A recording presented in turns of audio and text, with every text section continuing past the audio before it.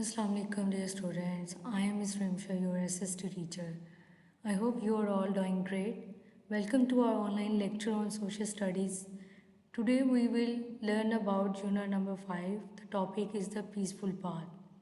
In this unit we will explore the concept of peaceful path and I will guide you through the importance of freedom of speech, how to respond to different opinions and appreciate diverse perspectives.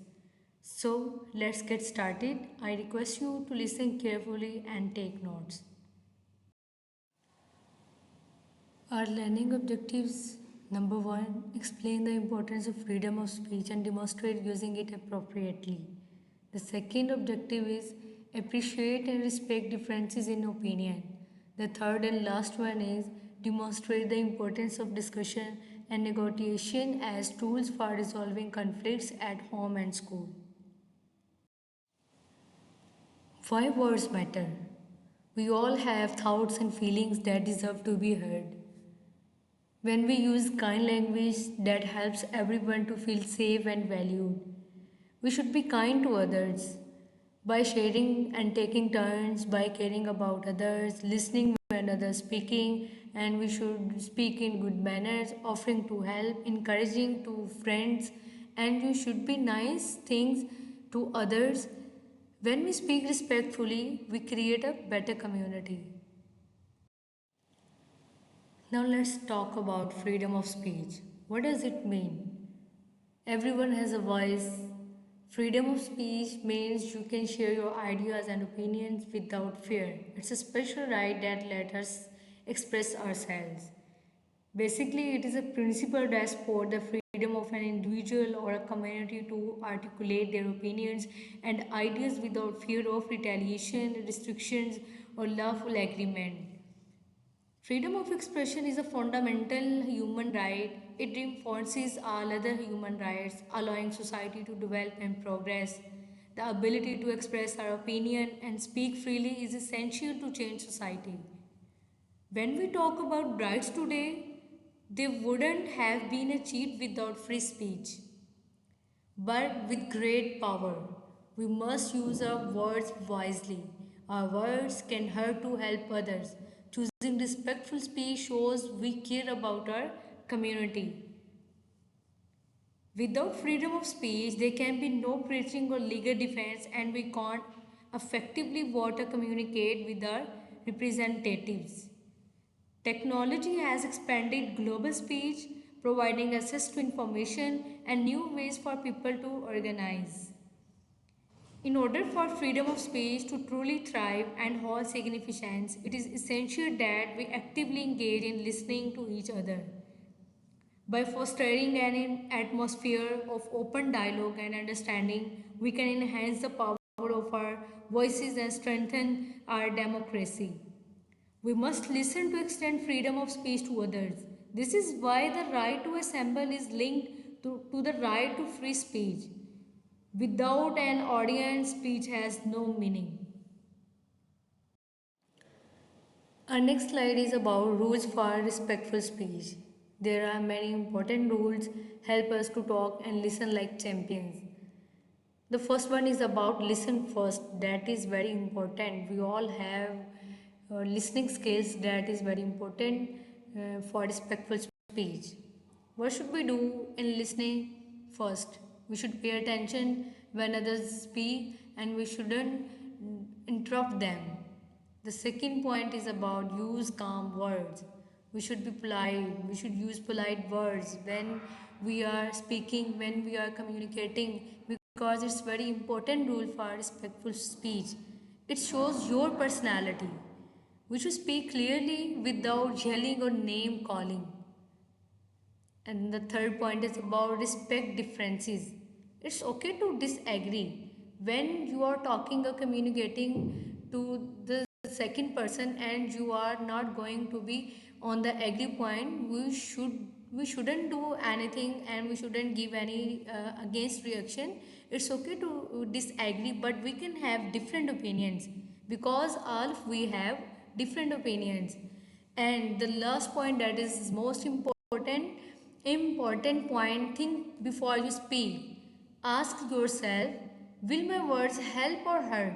When you are speaking in a community, in a society, with your friends, with your siblings, with your partners, with your family members, you should be careful before speaking, and you should be keeping your mind that will my words help or hurt to the others. Let's talk about real life conflict scenarios. What is conflict? It is a strong disagreement between people and groups that results in often angry arguments and unpleasant situations. Conflicts arise because people have needs, values, or ideas that are seen as different, and there is no means to reconcile the dispute. Let's see how we can solve everyday problems peacefully. There are three examples given. First one is about computer time. Two friends want to use the same computer at the same time. What is the problem? Firstly, we have to identify the problem, and then we will work on and find out the solution of that problem. The problem is this: two friends both want to use the same computer at the very same time. How can we solve it? How can they use the same time? Both of them, they can use same time computer. We should take turns, like one friend uses it for 15 minutes and then the other friend takes a turn. They can sit together and look at the same thing on the screen. So like this we can solve this problem. The second is about game choice. One student wants saucer, another wants tag at recess. The problem is about one student wants to play saucer but another student wants to play tag during their break. How we can solve this problem? Let's start, like play saucer. The first boy can play saucer today and agree to play tag tomorrow. Ask other friends what he or she want to play and go with the game most people choose. And the last example is about group work. Team members disagree about how to complete their project. Like if you all the class given a project on any topic and there are many students and there are only one team and there are many different members and everyone has different opinions about agree or disagree. The problem is about students in a team have different ideas on how to finish their school project and cannot agree. How we can solve this problem? Like, firstly, we should listen. Let every person explain their idea without interrupting, because listening is the most important point. And use a little bit of everyone's idea so that the whole team feels happy and included. So like this we can solve the problems uh, of these games, of these points, and we have found it the solutions of every problem. Dear students, our next point is about discussion and negotiations. Negotiations mean discussion, agreement, your super tools. Talk it out. Share your feelings and listen to others. What does it mean? What does this slide represent? Basically, there are three key strategies for effective discussion and negotiations. Talk it out. It means you should share your feelings and listen to others. What is the purpose of this strategy? Because it encourages open communication and understanding of different perspectives. The second point is about find common ground. Look for solutions that work for everyone. It meant we should help identify mutually beneficial outcomes in negotiations. The last point is about agree and move forward. Choose a fair solution and try it out. What does this mean? What is the purpose of this strategy? It promotes decision making and implementation of agreed solutions. So these strategies are very important and you should implement on your daily life. So dear students, what you have learned today? Freedom of speech, respectful language, conflict resolution, and different opinions. What about freedom of speech?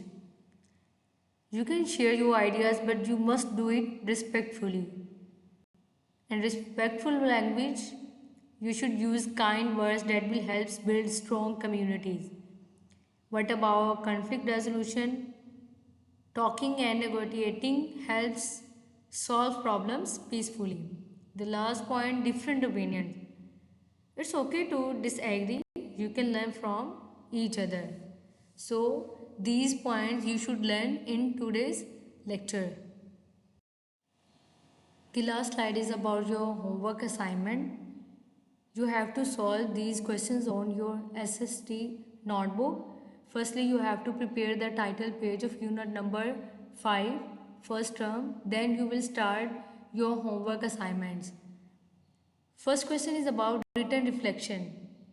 Write about why freedom of speech is important and what happens when it is misused. You have to find out the answer of this question from your textbook and solve it on your social studies notebook.